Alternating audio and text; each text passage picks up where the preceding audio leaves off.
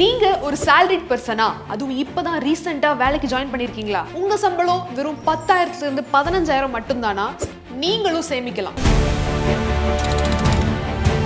சேமிப்பு அப்படின்னா நம்ம மாசம் ஒரு 10,000 எடுத்து வச்சாதான் அது நல்ல ஒரு பெரிய அமௌண்டா வருங்கிறது கிடையாது. மாசம் ஒரு 2,000-3,000 எடுத்து வச்சா கூட உங்களாலையும் பல லட்சம் பல கோடி சேமிக்க முடியும். சோ இன்னைக்கு வீடியோல உங்களோட சின்ன சம்பளத்துல நம்ம எப்படி பெரிய அளவுக்கான ஒரு கார்பஸை உருவாக்குறது சேமிப்பு மூலமா அப்படிங்கறத நம்ம பார்க்க போறோம். சோ முக்கியமா இந்த 5 இன்வெஸ்ட்மெண்ட் ஆப்ஷன் என்ன அப்படிங்கறத நீங்க இன்னைக்கு தெரிஞ்சுக்க போறீங்க. வெல்கம் டு பாஸ் வாலா தமிழ். நான் உங்க மேகலா.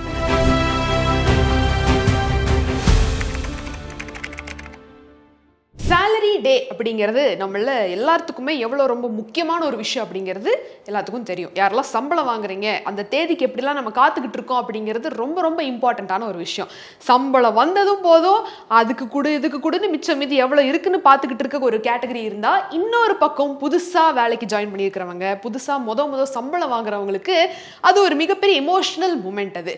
ஸோ அந்த டைம்ல இருந்து அவங்களுக்கு இருக்கக்கூடிய அந்த ஒரு யோசனை என்ன அப்படின்னா, அந்த கமிட்மெண்ட்டுக்குள்ள டீப்பாக இறங்குறதுக்கு முன்னாடி அவங்க வந்து ஓகே நம்ம இதை சேவ் பண்ணணும் அப்படின்னு நிறைய பேர் யோசிப்பாங்க. அது ஒரு ரொம்ப நல்ல ஒரு தாட்.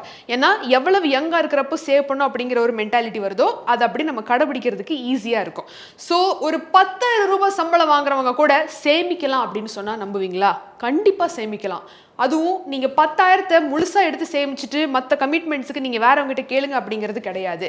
அந்த 10,000த்துல ஒரு 2,000 ரூபாய் 3,000 ரூபாய் உங்களால மாசம் எடுத்து வைக்க முடிஞ்சது அப்படின்னா 14 கோடி ரூபாய்க்கான ஒரு கார்பஸை நீங்க உருவாக்கலாம்.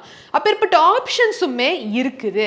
கம்ப்ளீட்டா உங்களோட பணத்தை நீங்க மாசம் அந்த ஒரு 2,000 3,000 நான் சொல்றேன்ல, அதை எடுத்து நீங்க வந்து சேவிங்ஸ் அக்கௌண்ட்ல இல்ல வீட்டுல டிரா பண்ணி வைக்கிறத விட நான் சொல்ற இந்த 5 இன்வெஸ்ட்மெண்ட் ஆப்ஷன்ல நீங்க இன்வெஸ்ட் பண்ணீங்கன்னா உங்களோட பணம் வளரும். வருஷம் உங்க பணம் காம்பவுண்ட் ஆகும். எந்த மாதிரி காம்பவுண்ட் ஆகும், எந்த மாதிரியான ஸ்கீம்ஸ் அது, எந்த மாதிரியான ஆப்ஷன்ஸ் இருக்கு அப்படிங்கறத இப்போ நீங்க ஒண்ணா பார்த்து தெரிஞ்சுக்குவீங்க. அதுல நம்ம ஃபர்ஸ்ட் ஒன் எதை பார்க்க போறோம்னா ரெக்கரிங் டெபாசிட். எல்லாரும் எஃப்டி கேள்விப்பட்டிருப்பீங்க, ஃபிக்ஸ்டு டெபாசிட் கேள்விப்பட்டிருப்பீங்க. ஆர்டியுமே நிறைய பேருக்கு தெரியும். ஸோ எஃப்டிக்கும் ஆர்டிக்கும் இருக்கக்கூடிய வித்தியாசம் என்ன அப்படிங்கிறத நான் சொல்லிடுறேன். ஃபிக்ஸ்டு டெபாசிட் அப்படின்னா உங்ககிட்ட ஒரு லம்சம் அமௌண்ட் இருக்கு, ஒரு 1 லட்சம் 2 லட்சம் வச்சிருக்கீங்க வீட்டில் சேவிங்ஸ் அக்கௌண்ட்ல இருக்கு அப்படின்னா இருக்கு அப்படின்னா அந்த பணத்துக்கு இப்போதைக்கு எந்த தேவையும் இல்லை அப்படிங்கிற பட்சத்தில் அந்த பணத்தை கொண்டு போய் என்ன பண்ணலாம்னா எஃப்டில போடலாம். One time investment. அது நீங்க மீண்டும் நடுவில் இன்வெஸ்ட் பண்ண முடியாது. ஒரு தடவை நீங்க இன்வெஸ்ட் பண்ணீங்கன்னா அடுத்த 5 வருஷத்துக்கு அந்த பணத்தை நீங்க தொடவும் முடியாது. ஏன்னா நடுவில் எங்க வேணா எடுக்கலாம், ஆனா அதுக்கு வந்து பெனால்ட்டி கட்ட வேண்டி இருக்கும். ஸோ இந்த லம்சம் அமௌண்ட்டுக்கு வந்து உங்களுக்கு ஒரு 6 to 7% வந்து இன்ட்ரெஸ்ட் வந்து கொடுப்பாங்க. அது காம்பவுண்ட் ஆகி உங்களுக்கு 5 வருஷம் முடிவடைவில் மெச்சூரிட்டி டைம்ல உங்களுக்கு பிரின்சிபல் அமௌண்ட் நீங்க என்ன கொடுத்தீங்களோ பிளஸ் இன்ட்ரெஸ்ட் ஜென்ரேட் ஆகி உங்களுக்கு மொத்த பணத்தை நீங்க வாங்கிக்கலாம். இது எஃப்டி. ஆனா இதே சம்பளம் வாங்குறவங்க மாசம் இன்வெஸ்ட் பண்ணணும்னு நினைக்கிறவங்க என்ன பண்ணலாம்னா ரெக்கரிங் டெபாசிட்டுக்கு போகலாம். ரெக்கரிங் டெபாசிட் அப்படின்னா என்ன? இதே மாதிரி தான். ரெக்கரிங் டெபாசிட்டுக்கு ஒரு 5 வருஷம் வந்து டென்யூர் இருக்கும். ஆனா இதுல கன்வீனியன்ட்டான ஒரு ஆப்ஷன் என்னன்னு பாத்தீங்கன்னா மாசம் நீங்க வந்து பே பண்ணலாம். லம்சமா உங்ககிட்ட பணம் இல்ல, இப்பதான் நான் வந்து ரீசெண்டா வேலைக்கு ஜாயின் பண்ணியிருக்கேன், இப்பதான் எனக்கு சம்பளம் வர ஆரம்பிக்குது, வர்ற சம்பளத்துல மாசம் இத்தனை தேதினா நான் கொடுத்துருவேன் அப்படிங்கிற ஒரு ஆப்ஷன் இல்ல. ஈஸியா இன்வெஸ்ட் பண்ணக்கூடிய ஒரு ஆப்ஷன் தான் ரெக்கரிங் டெபாசிட். ஸோ உங்க சேலரி ஒரு 10,000 இருக்குன்னு வச்சுக்குவோம். அதுல உங்களோட சேவிங்ஸ் ஒரு 30% நீங்க பண்றீங்கன்னாலும் கூட 3,000 ரூபாய் ஆச்சு. ஸோ இதுக்கு மொத்தமா ஆர்டி அப்படின்லாம் பார்க்குறப்போ 5 to 6% வந்து உங்களுக்கு வட்டி வந்து வரும். ஸோ இது என்ன ஆகும்? 10 வருஷத்துக்கு நீங்க இதை தொடர்ந்து இந்த 3,000 ரூபாயை நீங்க வந்து இன்வெஸ்ட் பண்ணிட்டு வர்றீங்க அப்படின்னா ஆஃப்டர் 10 இயர்ஸ் உங்களோட வேல்யூ எவ்வளோ ஆயிருக்கும்னா 7 லட்சம் ரூபாய் ஆயிருக்கும். அதுவே 20 வருஷத்துக்கு அப்புறம் 12 லட்சம் ஆயிருக்கும். ஸோ இதில் இருக்கக்கூடிய இன்னொரு மைனஸ் பாயிண்ட்டும் இருக்கு. 10 வருஷம் அப்படிங்கிறது வந்து ஒரு லாங் டேர்ம். அந்த 10 வருஷத்துக்கு அப்புறம் வெறும் 7 லட்சத்தை நம்ம ஏர்ன் பண்ணியிருக்கோம் அப்படின்னா இன்ஃப்ளேஷனோட அந்த ஒரு ரேட்டுக்கு தகுந்தாப்புல 10 வருஷத்துக்கு அப்புறம் 7 லட்சம் ரூபாயோட வேல்யூ வெறும் 5 லட்சமாக தான் இருக்கும். ஸோ இன்னைக்கு நம்ம வந்து 100 ரூபா கொடுத்து ஒரு சோப் வாங்குறோம்னா 10 வருஷத்துக்கு அப்புறம் அந்த 100 ரூபாயோட சோப்போட சைஸ் சின்னதா இருக்கும். அப்படி இல்லைன்னா அந்த சைஸுக்கான சோப்போட விலை 100 ரூபாயா இருக்காது, 150 ரூபாயா இருக்கும். அதுதான் இன்ஃப்ளேஷன்.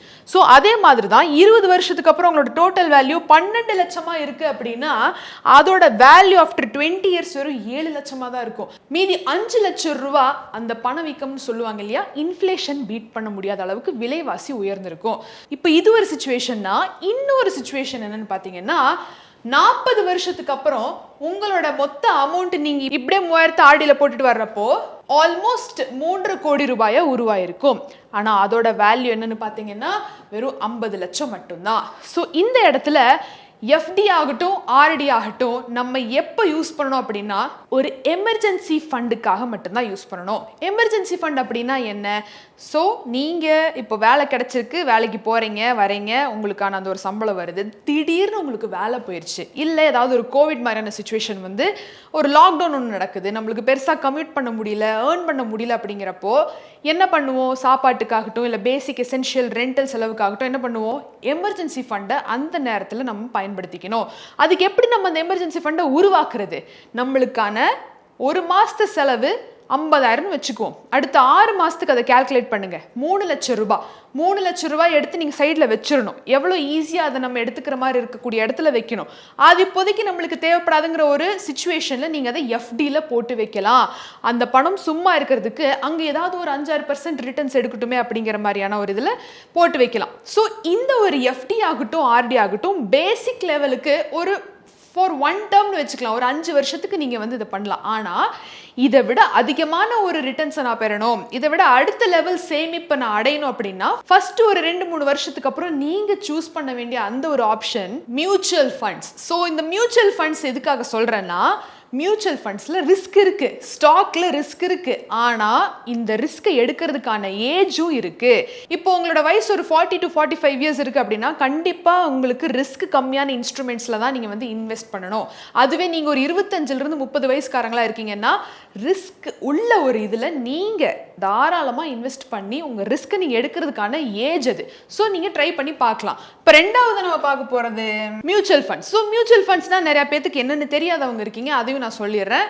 இப்போ நீங்க ஸ்டாக்ல இன்வெஸ்ட் பண்ணணும்னு விருப்பப்படுறீங்கன்னா இந்த ஸ்டாக்ல டைரக்டா எந்த ஸ்டாக் வந்து எவ்வளவு ரிட்டர்ன்ஸ் கொடுக்கு, கம்பெனி எப்படி பெர்ஃபார்ம் ஆயிருக்கு, கம்பெனியோட யூனிட்ஸுக்கு எவ்வளவு பிரைஸ் ஆஃப் ஷேர்லாம் போயிட்டு இருக்கு அப்படிங்கிறது எல்லாத்தையுமே ரீசர்ச் பண்ணி நீங்க உட்காந்து கிராஃப் எல்லாத்தையுமே ரீட் பண்ணி பார்த்து அந்த டைமுக்கு அதை விற்கிறதாகட்டும் அந்த டைமுக்கு அதை வாங்குறதாகட்டும் நிறைய பார்க்க வேண்டி இருக்கும். அதுவும் குறிப்பிட்டு ஸ்டாக்கை பத்தின பெரிய நாலேஜ் இல்லாதவங்க ரிஸ்கான ஒரு இதுல இறங்குறதுக்கு நிறைய வந்து பணத்தை வந்து லூஸ் பண்ணிக்கிறாங்க. ஆமா, ஆனா அப்பேற்பட்டவங்களுக்கு ஒரு ஃபில்டர் போட்ட மாதிரி ஒரு செட் ஆஃப் ஃபண்ட் மேனேஜர்ஸ் உங்களோட பணத்தை உங்ககிட்ட இருந்து வாங்கி அவங்க வந்து எந்த ஸ்டாக் எப்படி பெர்ஃபார்ம் ஆயிட்டு இருக்கு அப்படின்னு சூஸ் பண்ணி உங்களுக்காக அவங்க இன்வெஸ்ட் பண்ணுவாங்க இல்லையா சில ஸ்டாக்ல, அதுதான் மியூச்சுவல் ஃபண்ட்ஸ். க்ரோ, ஜெரோதா, அதுக்கப்புறம் இன்னும் ஏஞ்சல் ஒன் மாதிரியான இன்னும் புரோக்கரேஜ் பிளாட்ஃபார்ம்ஸ் இருக்கு. ஸோ இந்த பிளாட்ஃபார்ம்ஸ் சிறந்த ஃபண்ட்ல வந்து இன்வெஸ்ட் பண்ணுவாங்க. இது ப்ரொமோஷன் கிடையாது, ஒரு நாலேஜ் மட்டும்தான்.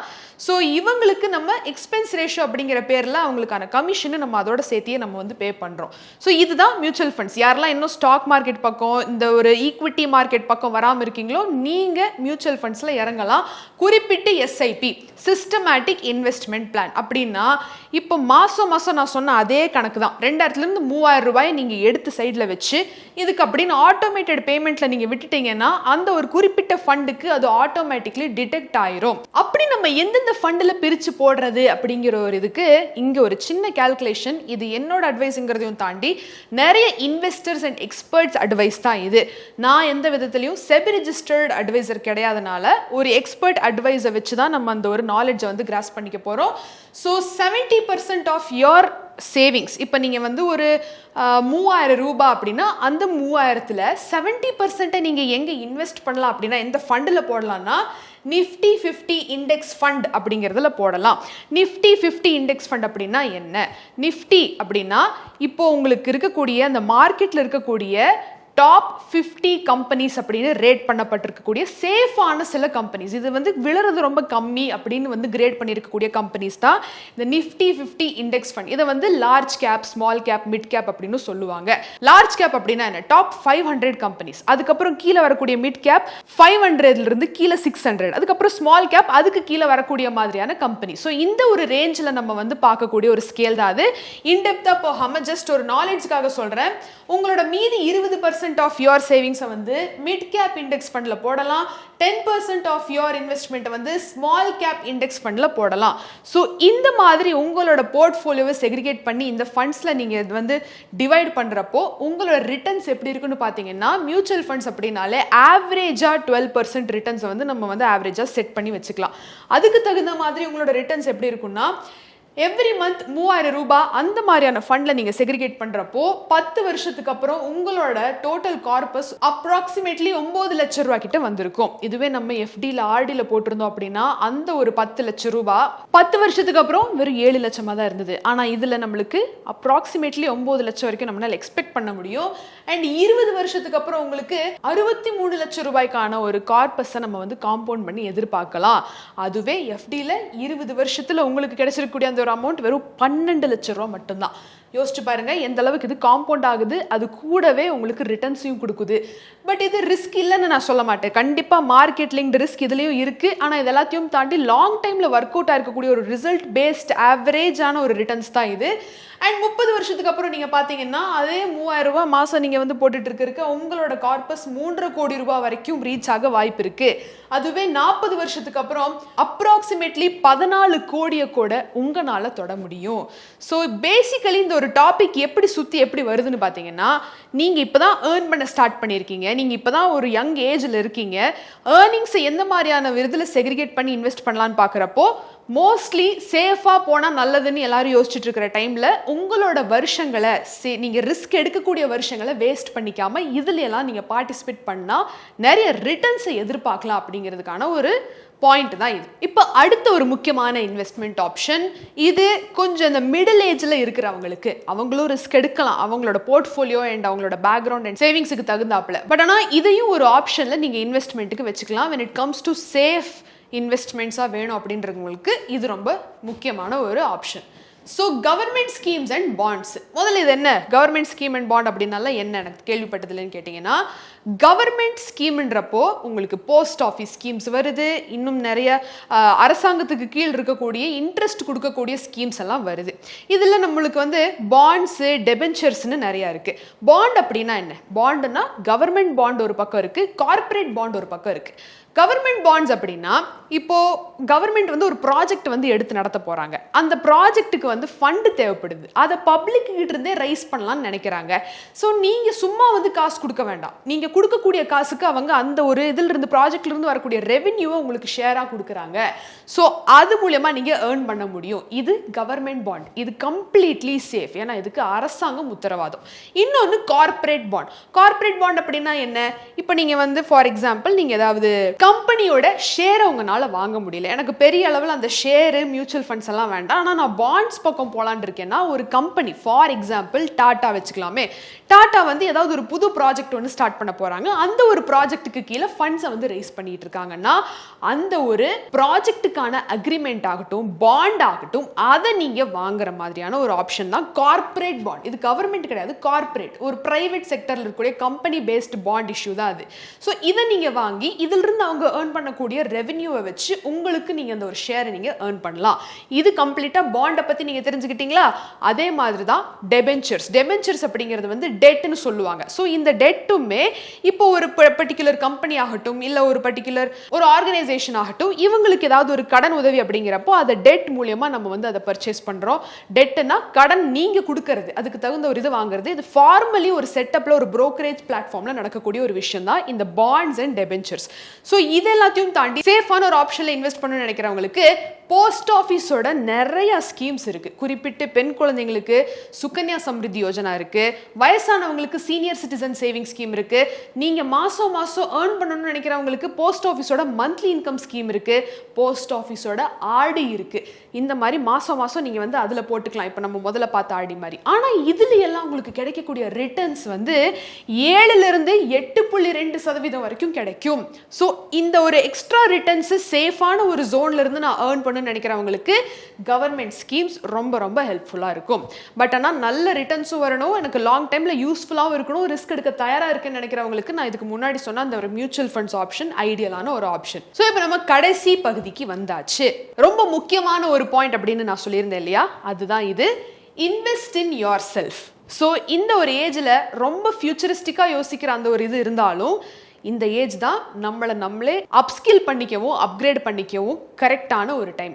ஸோ உங்களில் நீங்கள் இன்வெஸ்ட் பண்ணுங்க அப்படின்னா அதுக்கு பேர் என்ன? நீங்கள் நல்லா வாங்கி சாப்பிடுங்க, நல்லபடியாக என்ஜாய் பண்ணுங்க அப்படிங்கிறதையும் தாண்டி உங்களோட குவாலிட்டியை வந்து ப்ரொடியூஸ் பண்ணணும். உங்களுக்குள்ள இருக்கக்கூடிய skills and other set of talent வந்து அப்கிரேட் பண்ணணும். எப்படின்னு பார்த்தீங்கன்னா, பாரு, எஜுகேஷன் படிக்கணுமா?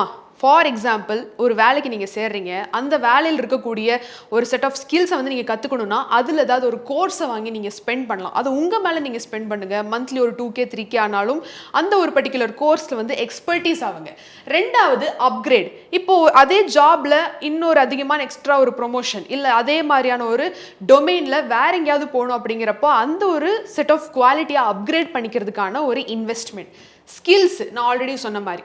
And last but not the least, body and mental health ரொம்ப ரொம்ப முக்கியம். ஃபார் எக்ஸாம்பிள், நீங்கள் வந்து உங்களோட ஃபிட்னஸை மெயின்டைன் பண்ணிக்கிறதுக்காக நீங்கள் நல்ல ஃப்ரூட்ஸ் வாங்கி சாப்பிட்றதும் இல்லை நல்ல ஏதாவது ஒரு பர்டிகுலர் ஃபிசிக்கல் ஆக்டிவிட்டீஸ் கிளாஸஸில் சேர்றதும் இந்த மாதிரியான ஒரு இன்வெஸ்ட்மெண்ட்டுமே உங்களுக்கான ஒரு பெஸ்ட் ஆஃப் பெஸ்ட் இன்வெஸ்ட்மெண்ட் தான். பட் இப்போது இது எல்லாத்தோட முக்கியமாக இந்த எஜுகேஷன் அப்படின்னு வரப்போ, நான் இந்த ஒரு சுச்சுவேஷனில் இன்னைக்கு டேட்டு ஜூலை 21 இப்போ இதை கண்டிப்பாக ஷேர் பண்ணி ஆகணும். ஒரு வருஷமும் நம்மளோட நாட்டில் 22 லட்சத்துக்கும் மேலான நீட் ஆஸ்பிரண்ட்ஸ் வந்து எக்ஸாம் எழுதுறாங்க. ஸோ இந்த நீட் எக்ஸாம் அப்படின்னா என்ன? National level entrance exam test தான். ஸோ இந்த டெஸ்ட்டு 720 மார்க்ஸை கம்ப்ரைஸ் பண்ணக்கூடிய ஒரு டெஸ்ட். இந்த எக்ஸாமில் வந்து ஃபிசிக்ஸு, கெமிஸ்ட்ரி, பாட்டனி, ஜுவாலஜின்னு 4 பார்ட்டாக பிரிப்பாங்க. இதில் வந்து கம்ப்ளீட்டாக 720 மார்க்குக்கு 200-300 மார்க்கை நீங்கள் தாண்டினாதான் எம்பிபிஎஸ்க்கு சீட்டு கிடைக்கும். ஸோ இந்த எம்பிபிஎஸ் சீட்டை அடையிறதுக்கு தான் வருஷம் 22 லட்சம் ஸ்டூடெண்ட்ஸ் வந்து அந்த ஒரு எக்ஸாமை எழுதுறதுக்கு முயற்சி செய்கிறாங்க. இந்த எக்ஸாம் எழுதுறதுக்கு எத்தனை வருஷம் முயற்சி செய்வாங்க அப்படின்னா 9th 10th 11th 12th முடிகிற வாரத்தில் தான் இந்த ஒரு இதை வந்து செய்கிறாங்க, இந்த ஒரு எக்ஸாம் வந்து எழுதுறாங்க. ஸோ இந்த ஒரு எக்ஸாம் மூலியமாக எத்தனை கான்சிக்வன்சஸ், எத்தனை பாலிட்டிக்கல் இஷ்யூஸ் போயிட்டுருக்கு அப்படிங்கிறது நம்ம எல்லாத்துக்குமே தெரியும். ஸோ எஜுகேஷன் எந்த அளவுக்கு இம்பார்ட்டண்ட் அப்படிங்கிற அந்த ஒரு பர்ஸ்பெக்டிவ்லேருந்து இப்போ நம்ம கரண்ட் இஷ்யூ எடுத்து ஒரே ஒரு வாய்ஸை ரைஸ் பண்ணணும் அப்படிங்கிற அந்த ஒரு நோஷனில் இப்போ ஒரே ஒரு விஷயத்த நான் ஷேர் பண்ணணும்னு நினைக்கிறேன். ஒரு ஸ்டூடெண்ட்டாக இருக்கீங்க, இல்லை நீங்கள் ஒரு ஸ்கூல் நடத்துகிறீங்க, இல்லை ஒரு மேனேஜ்மெண்ட் சைட்லேருந்து இருக்கீங்க அப்படின்னா அவேர்னஸை கிரியேட் பண்ணுறது ரொம்ப ரொம்ப இம்பார்ட்டண்ட். ஸோ எதுக்காக இந்த ஒரு ப்ரொடெஸ்ட், இல்லை எதுக்காக இந்த ஒரு பாலிட்டிக்கல் இஷ்யூ போயிட்டுருக்கு அப்படிங்கிற அவேர்னஸ் நிறைய பேர்த்துக்கு இல்லாமல் இருக்குது. ஸோ இந்த ஒரு அவேர்னஸ் உங்களுக்கு இருக்குது அப்படின்னா நிறைய பேர்த்துக்கிட்ட அதை ஷேர் பண்ணுங்கள். நிறைய பெரிய பெரிய மீடியாஸ் கவர் பண்ணாததை நீங்கள் ஷேர் பண்ணுங்கள். அண்ட் இந்த ஒரு ப்ரொடெஸ்ட் சைட்லேருந்து உங்களோட டேக் என்ன அப்படிங்கிறதையும் ஷேர் பண்ணுங்கள். அண்ட் ஓவராலாக எல்லா இடத்துலையும் justice is what we all expect for. So அதை மட்டும் கொஞ்சம் ஞாபகம் வச்சு ஒரு விதமான ஒரு ஜஸ்டிஸ் ரிலேட்டட் ப்ரொட்டஸ்ட்டை லெட் பண்ணுறதுக்கான சப்போர்ட்டையும் கொடுங்க. இது எந்த விதமான பாலிட்டிக்கல் சப்போர்ட்டும் கிடையாது, எந்த விதமான ஒரு இதுவும் கிடையாது. கம்ப்ளீட்லி எஜுகேஷன் பேஸ்ட் ஸ்டூடெண்ட்ஸுக்கான ஒரு முக்கியமான ஒரு இதாக தான் நம்ம பார்க்குறோம். ஸோ உங்களோட ஒப்பீனியன் என்ன அப்படிங்கிறதையும் கமெண்ட் செக்ஷனில் சொல்லுங்கள். Because as a mainstream மீடியாவாக நம்ம ஒரு 4 மில்லியன் சப்ஸ்கிரைபர்ஸ் இருக்கக்கூடிய ஒரு சேனலாக இந்த ஒரு விஷயத்தை நம்ம பேசுகிறோம் அப்படிங்கிறது ரொம்ப இம்பார்ட்டண்ட்டாக பட்டுச்சு. ஸோ இது என் சைட்லேருந்து நான் ஷேர் பண்ணிக்கக்கூடிய ஒரு விஷயமா இருக்கும். பட் ஆனால் இன்றைக்கி நம்ம ரொம்ப இம்பார்ட்டண்ட்டான ஒரு விஷயத்தை நம்ம பார்த்துருக்கோம்.